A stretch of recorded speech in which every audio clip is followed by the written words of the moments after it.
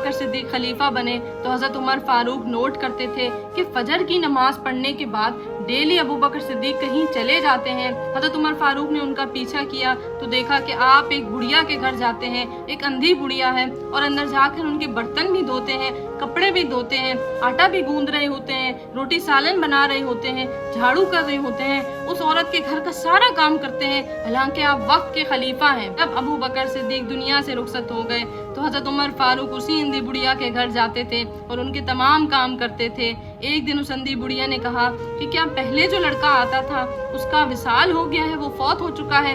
उमर फारूक ने कहा कि आपको कैसे पता चला, आपको तो पता ही नहीं चलता था, कौन आता है काम करके चला जाता है। बुढ़िया ने कहा कि जब वो मुझे खजूर देता था तो उसके अंदर से गुठलियां निकाल लिया करता था, और तुम जब खजूर देते हो तो उसके अंदर से गुठलियां नहीं निकालते।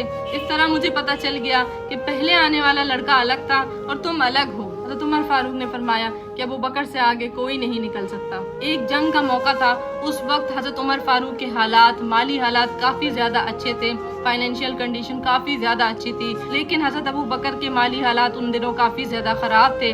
रसूलुल्लाह सल्लल्लाहु अलैहि वसल्लम ने हुक्म दिया कि जिसके पास जो कुछ भी है, जो वो मदद कर सकता है जंग के लिए, वो तमाम सामान ले आए। उमर फारूक ने सोचा कि आज तो मैं जीत जाऊंगा, अबू बकर से आगे निकल जाऊंगा, मेरे पास तो माल भी ज़्यादा है, सब सामान भी ज़्यादा है। उमर फारूक गए और अपने घर में जो सामान था उसका आधो आध ला कर नबी सल्लल्लाहु अलैहि वसल्लम के सामने रख दिया। या रसूलल्लाह, ये लीजिए आपकी खिदमत में ये सामान। अबू बकर सिद्दीक अपने घर गए और घर के अंदर जो सामान था सब कुछ लाकर नबी सल्लल्लाहु अलैहि वसल्लम के सामने रख दिया और फरमाया, या रसूलल्लाह, ये हाजिर है आपकी खिदमत में। नबी सल्लल्लाहु अलैहि वसल्लम ने हज़रत उमर से पूछा, उमर पीछे कितना छोड़कर आए हो? उमर बिन खत्ताब रज़ियल्लाहु तआला अन्हु ने फरमाया कि आधा छोड़कर आया हूँ और आधा ले आया हूँ। नबी सल्लल्लाहु अलैहि वसल्लम ने अबू बकर सिद्दीक से पूछा कि सिद्दीक पीछे क्या छोड़कर आए हो? अबू बकर सिद्दीक ने फरमाया, अल्लाह और उसका रसूल छोड़कर आया हूँ। उमर फारूक ने कहा कि अबू बकर से कोई भी सबकत नहीं ले सकता। ये कैसे हो सकता है कि हम नबी सल्लल्लाहु अलैहि वसल्लम की सीरत मुबारक पढ़ रहे हों, सीरत बयान कर रहे हों और सिद्दीक़ अकबर का जिक्र न आए।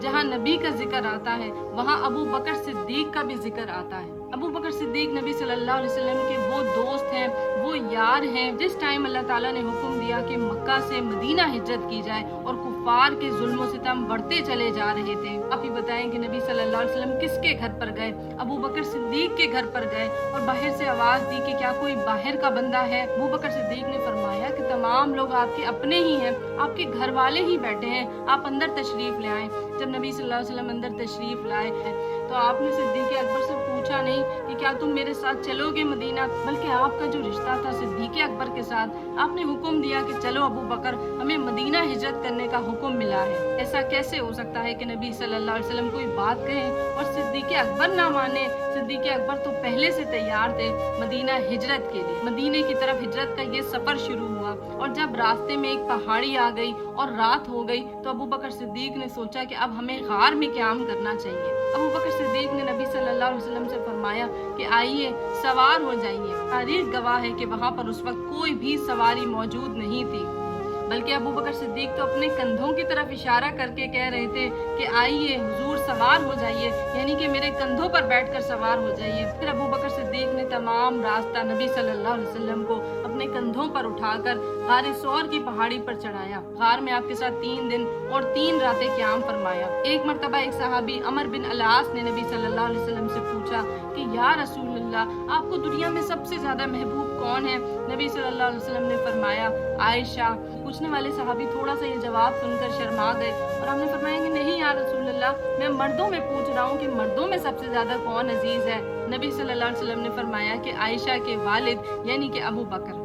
एक बूढ़ी औरत नबी सल्लल्लाहु अलैहि वसल्लम के पास आई और अपनी ख्वाहिश का इजहार किया कि मैं चाहती हूँ मैं अगली मर्तबा भी आऊँ तो आपसे मुलाकात का शर्फ नसीब हो, लेकिन अगर आप दुनिया से रुखसत हो गए और मैं आपसे ना मिल सकी तो फिर मैं क्या करूँ? नबी सल्लल्लाहु अलैहि वसल्लम ने जवाब दिया कि फिर अबू बकर से मिल लेना। अबू बकर रज़ियल्लाहु तआला अन्हु की फजीलत के क्या कहने हैं, अबू बकर रज़ियल्लाहु तआला अन्हु की शान के क्या कहने हैं। एक मरतबा नबी सल्लल्लाहु अलैहि वसल्लम बैतुल्लाह शरीफ में नमाज अदा कर रहे थे। आप खाने काबा के मताफ में नमाज पढ़ रहे थे और एक शख्स आया, एक काफिर आया कि पाक सल्लल्लाहु अलैहि वसल्लम नमाज की हालत में थे और एक काफिर आया, एक बदबख्त आया, सल्लल्लाहु अलैहि वसल्लम की गर्दन मुबारक में कपड़ा दे दिया। भी पाक सल्लल्लाहु अलैहि वसल्लम का दम घुटने लगा, इस कदर घुटने लगा कि करीब था कि आप सल्लल्लाहु अलैहि वसल्लम की आंखें मुबारक बाहर आ जाएं। अबू बकर सिद्दीक ने जब ये देखा, भागते हुए आए, उस शख्स को मारने लगे, पीटने लगे और नबी सल्लल्लाहु अलैहि वसल्लम को जल्द अज जल्द बचाने की कोशिश की। उसके बाद उस शख्स ने भी अबू बकर सिद्दीक को बहुत ज़्यादा मारा, बहुत ज़्यादा तकलीफ पहुंचाई।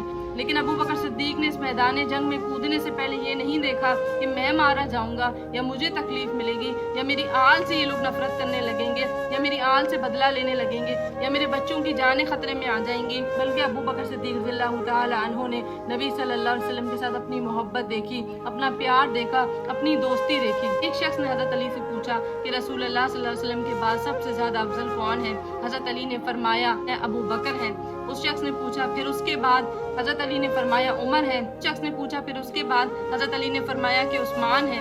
जब भी नबी करीम सल्लल्लाहु अलैहि वसल्लम कोई बात करते, कोई जिक्र करते, तो अक्सर अहादीस में आया है मैं, अबू बकर और उमर, इस तरह से नबी सल्लल्लाहु अलैहि वसल्लम बात का जिक्र शुरू करते थे। नबी सल्लल्लाहु अलैहि वसल्लम बहुत ज़्यादा बीमार थे और उनकी वफ़ात का वक्त करीब था और नमाज का वक्त दाखिल हो गया तो तमाम लोग इंतज़ार करने लगे कि नबी पाक हमें नमाज पढ़ाएंगे। जिस तरह का मामूल था कि मस्जिद नबी में नबी सल्लल्लाहु अलैहि वसल्लम इमामत करवाते थे। जब नमाज का वक्त हुआ तो नबी सल्लल्लाहु अलैहि वसल्लम उठने की कोशिश करते लेकिन बेहोश हो जाते, दोबारा से उठने की कोशिश करते लेकिन बेहोश होकर गिर पड़ते। फिर नबी सल्लल्लाहु अलैहि वसल्लम ने हज़रत अबू बकर सिद्दीक को हुक्म दिया कि अबू बकर जाकर नमाज पढ़ाओ। ये सुनकर अम्मा आयशा ने फरमाया कि अबू बकर तो बहुत ज़्यादा रकीकुल क़ल्ब है, यानी कि उनका दिल बहुत ज़्यादा मासूम है, बहुत ज़्यादा छोटा है। अगर आपके मुसल्ले पर अबू बकर खड़े हुए तो वो बहुत ज़्यादा रोएंगे। नबी पाक सल्लल्लाहु अलैहि वसल्लम ने अम्मा आयशा को दोबारा से सख्ती से कहा कि जाओ अबू बकर को कहो कि वो नमाज पढ़ाए। जब नबी पाक सल्लल्लाहु अलैहि वसल्लम का विसाल हो गया और वो दुनिया से रुखसत हो गए, जब ये बात हज़रत उमर फारूक के कानों में पड़ी तो उन्होंने नियाम से तलवार निकाल ली और कहा जो शख्स ये कहेगा कि रसूलुल्लाह दुनिया में नहीं रहे तो मैं उसको वहीं कत्ल कर दूंगा। अबू बकर सिद्दीक अपनी बेटी आयशा के यानी कि नबी सल्लल्लाहु अलैहि वसल्लम के घर मुबारक में गए। नबी सल्लल्लाहु अलैहि वसल्लम की नब्ज़ चेक की और देखा कि क्या रसूलुल्लाह वाकई विसाल फरमा चुके हैं। जब आपको मुकम्मल तौर पर यकीन हो गया कि हाँ रसूलुल्लाह सल्लल्लाहु अलैहि वसल्लम अब दुनिया में नहीं रहे, वो विसाल फरमा चुके हैं, अबू बकर सिद्दीक ने बाहर जाकर खुतबा देना शुरू किया।